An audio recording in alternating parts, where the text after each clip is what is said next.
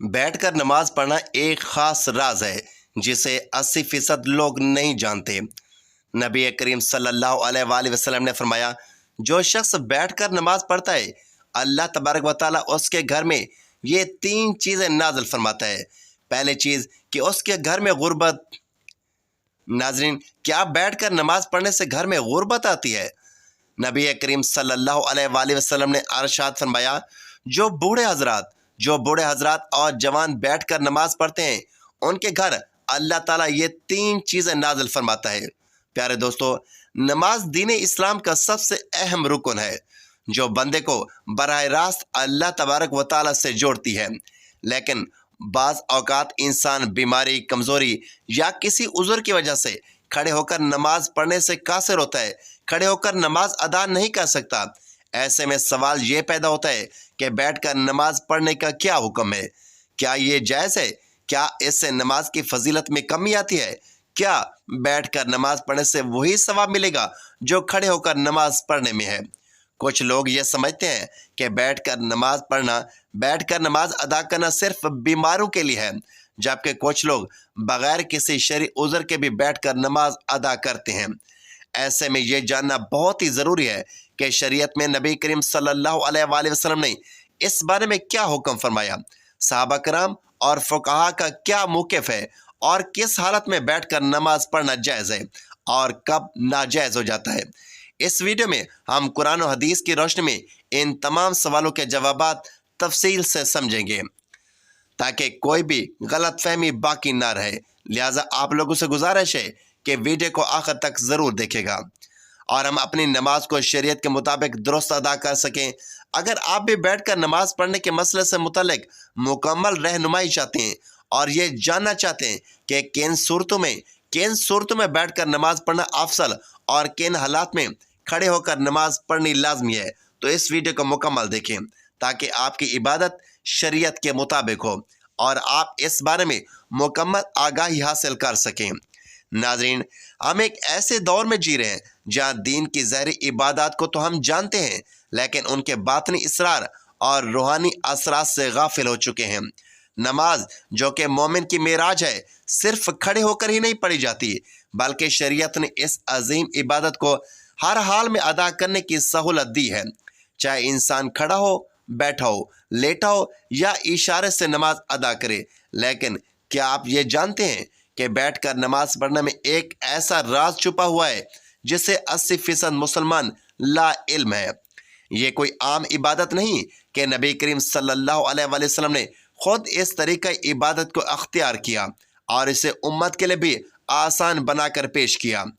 آپ صلی اللہ علیہ وآلہ وسلم کا یہ فرمان عالی شان ہمیں حیران کر دیتا ہے کہ جو شخص بیٹھ کر نماز پڑھتا ہے اللہ تعالیٰ اس کے گھر میں 3 چیزیں نازل فرماتا ہے۔ سوچئے، ایک ایسا عمل جو بظاہر کمزور یا معذور افراد کے لیے رعایت کے طور پر دیا گیا ہے، اس میں اللہ تعالیٰ نے ایسی روحانی برکتیں چھپا رکھی ہوں جو عام آنکھ سے نظر نہیں آتی۔ یہ وہ نقطہ ہے جس پر اس پوری تحریر کی بنیاد رکھی گئی ہے۔ آج ہم صرف نماز کے ظاہری پہلو پر بات کرتے ہیں، کتنی رکعت، کون سا وقت، کون سی دعا، لیکن نماز کا جو روحانی پہلو ہے، جو دل کو نرم کرتا ہے، آنکھوں کو نم کرتا ہے، جو رب سے تعلق کو مضبوط کرتا ہے، اس پر بات کرنا جیسے ہماری عادت سے نکل چکا ہے۔ بیٹھ کر نماز پڑھنا اسی روحانیت کی ایک چھپی ہوئی کنجی ہے۔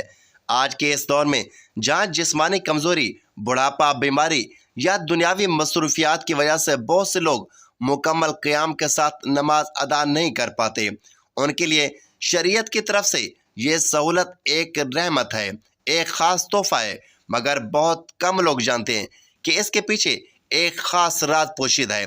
اگر آپ ان لوگوں میں شامل ہیں جو کسی وجہ سے قیام نہیں کر سکتے، یا اگر آپ کے عزیزوں میں کوئی بھی ایسا شخص ہے تو یہ ویڈیو آپ کے دل کو سکون دے گی، اور اگر آپ صحت مند ہیں اور قیام کے قابل بھی، تب بھی آپ کو یہ جان کر حیرت ہوگی کہ بیٹھ کر نماز ادا کرنا، بیٹھ کر نماز پڑھنے والوں کے لیے اللہ تبارک و تعالیٰ کی رحمت کس طرح خصوصی انداز میں ظاہر ہوتی ہے۔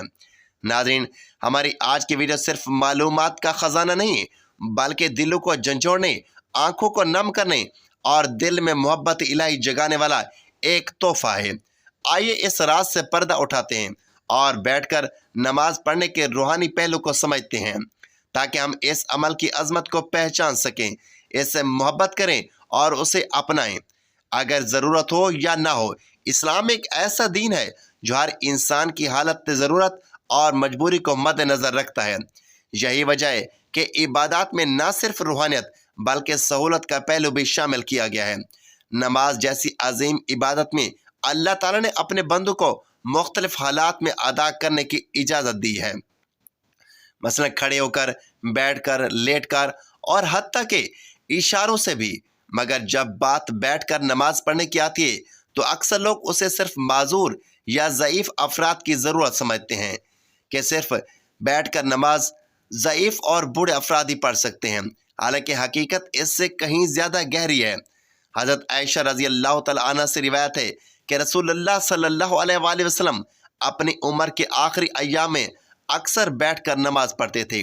یہ حدیث اس بات کا واضح ثبوت ہے کہ بیٹھ کر نماز پڑھنا محض رعایت نہیں بلکہ ایک سنت عمل بھی ہے۔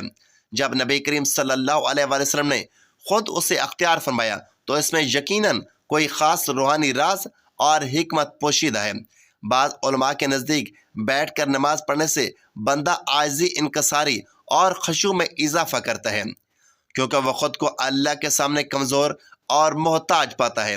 یہ وہی حالت ہے جس میں بندے کا دل زیادہ نرم ہوتا ہے، آنکھیں جلدی بھیگتی ہیں اور زبان زیادہ اخلاص سے دعا کرتی ہے۔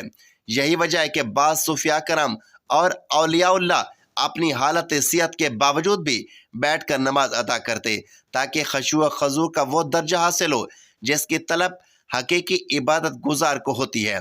یہ روایت اہل ایمان کے لیے نہایت خوشخبری ہے کہ جو شخص کسی مجبوری، بیماری، کمزوری یا خشوع کی نیت سے بیٹھ کر نماز ادا کرتا ہے، اللہ تعالیٰ اس کے گھر کو 3 عظیم انعامات سے نوازتا ہے۔ یہ صرف دعویٰ نہیں بلکہ نبی کریم صلی اللہ علیہ وآلہ وسلم کی مبارک زبان سے نکلا ہوا وہ فرمان ہے جس پر ہر مسلمان کو مکمل یقین ہونا چاہیے۔ نبی کریم صلی اللہ علیہ وآلہ وسلم نے فرمایا، جو شخص بیٹھ کر نماز پڑھتا ہے اللہ تعالیٰ اس کے گھر میں 3 چیزیں نازل فرماتا ہے۔ نمبر 1، غربت کو دور کر دیتا ہے۔ نمبر 2، بیماریوں کا جڑ سے خاتمہ کر دیتا ہے۔ نمبر 3، گھر میں سکون اور رحمت نازل فرماتا ہے۔ یہ الفاظ گو کے سادہ ہیں مگر ان میں جو روحانی خزانہ چھپا ہوا ہے وہ بے حد قیمتی ہے۔ ان 3 انعامات پر غور کیا جائے تو اندازہ ہوتا ہے کہ یہ انسان کی زندگی کے سب سے بڑے مسائل کا حل ہے۔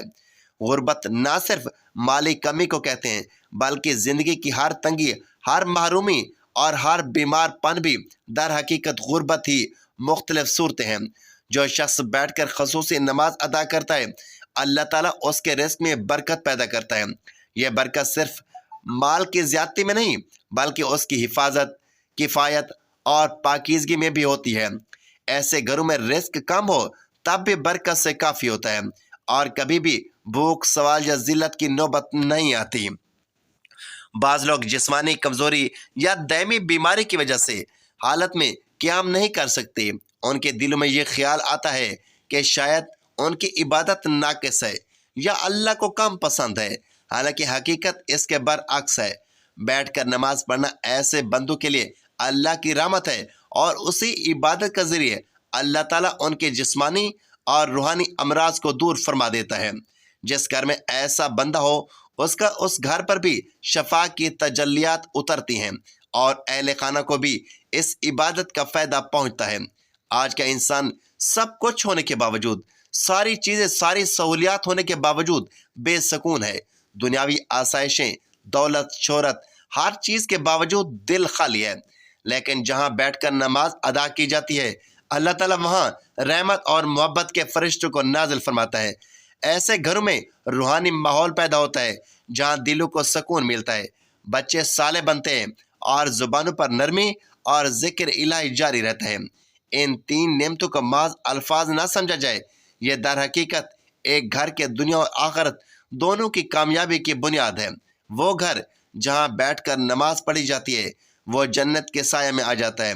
ناظرین، اللہ تعالیٰ نے نماز کو بندے کے لیے ایک عبادت اور اس کے ساتھ تعلق مضبوط کرنے کا ذریعہ بنایا ہے۔ یہ روحانی سکون، برائیوں سے بچاؤ، नज्म व ज़ब्त और आखिरत में कामयाबी का सबब बनता है। नमाज दिल को सुकून देती है, गुनाहों की मुआफ़ी का ज़रिया बनती है और इंसान को अल्लाह ताला की याद में रखती है ताकि वह बुरे कामों से दूर रहे। नमाज शुक्रगुजारी का बेहतरीन तरीका है क्योंकि अल्लाह ताला ने हमें बेशुमार नेमतें दी हैं और नमाज के ज़रिए हम उसका शुक्र अदा करते हैं। यह इंसान में आजी और इनकसारी पैदा करती है क्योंकि वह अल्लाह ताला के सामने झुककर अपनी कमज़ोरी का एतराफ़ करता है और यह कबूलियत का ज़रिया भी है क्योंकि हर नमाज के बाद अल्लाह तबारक व तआला से मांगने का बेहतरीन वक्त होता है। नमाज जिस्मानी सेहत के लिए भी फ़ायदेमंद है क्योंकि इसके मुख्तलिफ अरकान जैसे रुकू और सजदा जिस्म को मुतहरक रखते हैं और जिस्मानी निज़ाम को दुरुस्त रखने में मदद देते हैं। नमाज अल्लाह सुब्हानहू व तआला के कुर्ब का ज़रिया है क्योंकि जब बंदा सजदे में जाता है तो वह अपने रब के सबसे ज़्यादा करीब होता है। यह दुनियावी और गमों से निजात दिलाती है क्योंकि जब बंदा अल्लाह के सामने खड़ा होकर उससे बात कर रहा होता है तो उसके दिल में सुकून और इत्मीनान मिलता है। यह सब्र और इस्तिकामत सिखाती है क्योंकि नमाज के ज़रिए बंदा हर हाल में अल्लाह ताला पर भरोसा रखना सीखता है। यह वक्त की पाबंदी और नज़्म व ज़ब्त की आदत डालती है क्योंकि दिन में 5 वक्त मखसूस औकात पर नमाज पढ़ने से इंसान में नज़्म व ज़ब्त पैदा होता है। नमाज अल्लाह की रहमतों और बरकतों को खींच लाती है क्योंकि जो शख्स नमाज पढ़ता है उस पर अल्लाह ताला की ख़ास रहमत और हिफाजत होती है। यह शैतान से हिफाजत का ज़रिया है क्योंकि जो बंदा नमाज का आदी होता है शैतान उससे दूर रहता है। यह कब्र और आखिरत की रोशनी है क्योंकि हदीस पाक में आता है कि नमाज क़यामत के दिन मोमिन के लिए नूर होगी। ये गुनाहों की माफ़ी और उनके लिए मिटने का सबब बनती है क्योंकि नबी अकरम सल्लल्लाहु अलैहि वसल्लम ने अरशाद फरमाया कि नमाज गुनाहों को ऐसे धो देती है, नमाज गुनाहों को ऐसे साफ़ कर देती है जैसे पानी मैल कुचैल को धो देता है। ये माल और दौलत की बरकत का ज़रिया है क्योंकि जो लोग नमाज की पाबंदी करते हैं अल्लाह ताला उनके रिज़्क़ में इजाफ़ा फरमाता है। यह मुआशरती बुराइयों से बचाती है क्योंकि जो शख्स नमाज पढ़ता है वो चोरी, झूठ, जुल्म और बेहयाई से बचने की कोशिश करता है। यह अल्लाह ताला के अजाब से निजात का ज़रिया भी है क्योंकि जो शख्स नमाज पढ़ता है उसका दिल अल्लाह ताला की तरफ से सही फैसले करने के लिए रोशन हो जाता है। यह गुर्बत और तंगदस्ती से निजात का ज़रिया बनती है क्योंकि जो लोग नमाज कायम करते हैं, जो लोग बाकायदा नमाज अदा करते हैं, अल्लाह सुब्हानहू व तआला उनके रिज़्क़ में कुशादगी अता फरमाता है। अल्लाह ताला के अजाब से हिफाजत का ज़रिया है क्योंकि जो नमाज की पाबंदी करता है अल्लाह ताला उसे दुनिया और आखिरत के अजाब से बचा लेता है। यह कब्र की वहशत और अंधेरे से निजात का सबब बनती है क्योंकि हदीस पाक में आता है कि नमाज कब्र में रोशनी बनकर आती है। यह दिल की सख्ती को ख़त्म करके इंसान को नरम मिजाज और दूसरों के साथ हुस्न सलूक करने वाला बनाती है। हर नबी ने अपनी उम्मत को इसकी ताकीद की है।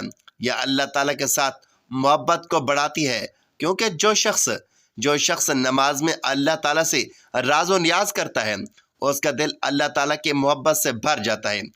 यह दुनिया में कामयाबी और आखिरत में जन्नत के हुसूल का बेहतरीन ज़रिया है क्योंकि अल्लाह तबारक व तआला ने जन्नत का उन लोगों के लिए वादा किया है जो नमाज के पाबंद ईमान की पहचान है क्योंकि जो शख्स अल्लाह तबारक व तआला के सामने झुकता है, सरबत सजूद होता है, वही सच्चा मोमिन होता है। यह जहन्नम की आग से ढाल है क्योंकि जो नमाज कायम करता है अल्लाह ताला उसे अजाब से महफूज रखता है। यह ज़िंदगी का नज़्म व ज़ब्त है क्योंकि 5 वक्त नमाज पढ़ने वाला कभी वक्त ज़ाय नहीं करता क्योंकि सबसे पहले नमाज का हिसाब होगा और जो इसमें कामयाब हो जाता है उसके लिए आगे सब कुछ आसान हो जाएगा। यह शैतान का तोड़ है क्योंकि जो नमाज पढ़ता है शैतान उससे दूर भागता है।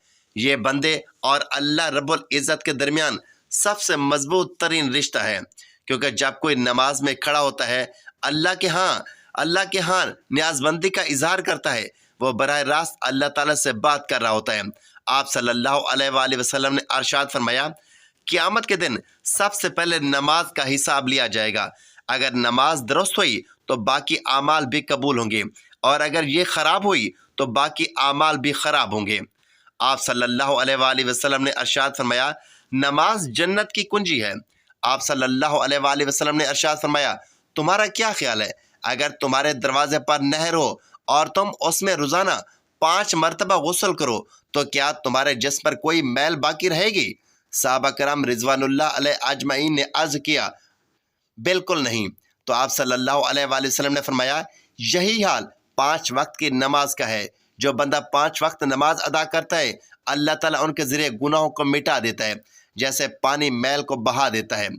آپ صلی اللہ علیہ وآلہ وسلم نے ارشاد فرمایا بندہ اپنے رب کے سب سے زیادہ قریب اس وقت ہوتا ہے جب وہ سجدے میں ہوتا ہے، لہٰذا اس وقت زیادہ سے زیادہ دعا کیا کرو۔ آپ صلی اللہ علیہ وآلہ وسلم نے ارشاد فرمایا ہمارے اور ان کفار کے درمیان جو چیز فرق پیدا کرتی ہے وہ نماز ہی ہے، جس نے اسے چھوڑ دیا اس نے کفر کیا۔ آپ صلی اللہ علیہ وآلہ وسلم نے فرمایا جو شخص نماز کا اہتمام کرتا ہے اس کا دین مکمل ہے، اور جو نماز کو ضائع کرتا ہے اس کا دین ناقص ہے۔ آپ صلی اللہ علیہ وآلہ وسلم نے ارشاد فرمایا جب انسان کو قبر میں رکھا جاتا ہے، جب انسان کو قبر میں دفنایا جاتا ہے تو اس کے ساتھ اس کے اعمال بھی آتے ہیں۔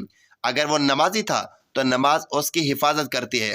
آپ صلی اللہ علیہ وآلہ وسلم نے فرمایا اللہ تعالیٰ سے ڈرو اور نماز کو لازم پکڑو کیونکہ یہ دل کی سختی کو دور کرتی ہے۔ آپ صلی اللہ علیہ وآلہ وسلم نے ارشاد فرمایا جو شخص وضو کرے اور اچھی طرح وضو کرے پھر 2 رکعت اس طرح پڑھے کہ اس میں کوئی دنیاوی خیال نہ آئے تو اس کے تمام پچھلے گناہ معاف کر دیے جاتے ہیں۔ آپ صلی اللہ علیہ وآلہ وسلم نے ارشاد فرمایا نماز مومن کی معراج ہے۔ آپ صلی اللہ علیہ وآلہ وسلم نے ارشاد فرمایا جو شخص 5 وقت نماز پڑھتا ہے قیامت کے دن اس کا چہرہ چمک رہا ہوگا۔ بیٹھ کر نماز پڑھنا جائز ہے لیکن اس کی اجازت مخصوص حالات میں ہے۔ اگر کوئی شخص بیماری، بڑھاپے، کمزوری یا کسی ایسے جسمانی تکلیف میں مبتلا ہے جس کی وجہ سے کھڑے ہو کر نماز پڑھنا انتہائی مشکل ہے تو وہ بیٹھ کر نماز ادا کر سکتا ہے۔ اگر کھڑے ہونے کی بالکل طاقت نہیں رکھتا تو مکمل بیٹھ کر نماز پڑھنی جائز ہے۔ اگر کچھ دیر کھڑے ہونے کی طاقت ہو جہاں تک ممکن ہو کھڑے ہو کر نماز ادا کرنی چاہیے اور باقی حصے میں بیٹھ جانا چاہیے۔ نفلی نماز بیٹھ کر پڑھنا جائز ہے چاہے صحت مند ہو، لیکن کھڑے ہو کر پڑھنے سے ثواب زیادہ ہوگا۔ اگر کھڑے ہونے میں شدید تکلیف ہو تو بیٹھ کر نماز پڑھنا جائز ہے۔ اگر ممکن ہو تو زمین پر آلتی پالتی مار کر بیٹھے اور رکوع و سجود عام طریقے سے ادا کریں۔ اگر سجدے کرنے میں دشواری ہو، جسم میں درد ہو، ٹانگوں میں درد ہو تو سجدے کے لیے اشارہ کریں۔ سجدہ رکوع سے زیادہ جھک کر کریں۔ اگر زمین پر بیٹھنا مشکل ہو تو کرسی پر بھی نماز ادا کی جا سکتی ہے، مگر سجدہ کرنے کے لیے سر کو نیچے جھکایا جائے۔ اللہ تبارک و تعالیٰ کا فرمان ہے، ترجمہ بس اللہ سے ڈرو جتنا تم سے ہو سکے۔ رسول اللہ صلی اللہ علیہ وآلہ وسلم نے فرمایا نماز کھڑے ہو کر پڑھو، اگر طاقت نہ ہو تو بیٹھ کر، اور اگر یہ بھی نہ ہو تو لیٹ کر اشاروں سے نماز ادا کرو۔ بیٹھ کر نماز پڑھنا شرعی طور پر جائز ہے مگر صرف اس وقت جب واقعی معقول عذر ہو۔ بغیر کسی وجہ کے فرض نماز بیٹھ کر پڑھنا درست نہیں، لیکن نفل نماز بیٹھ کر پڑھ سکتے ہیں چاہے صحت مند ہی کیوں نہ ہو۔ ناظرین، اللہ تبارک و تعالیٰ سے دعا ہے کہ اللہ تعالیٰ ہم سب کو 5 وقت کی نماز باجماعت ادا کرنے کی طاقت اور توفیق عطا فرمائے اور ہم سب کو صحت کاملہ عادلہ عطا فرمائے تاکہ ہم سب مسلمان کھڑے ہو کر اللہ تعالیٰ کی عبادت کر سکے اور نمازیں ادا کر سکیں۔ محترم ناظرین، اگر آپ کو ہماری ویڈیو اچھی لگے تو ویڈیو کو لائک، شیئر اور چینل کو سبسکرائب ضرور کیجیے اور کمنٹ باکس میں اللہ تعالیٰ کے 99 ناموں میں سے ایک نام ضرور ٹائپ کریں۔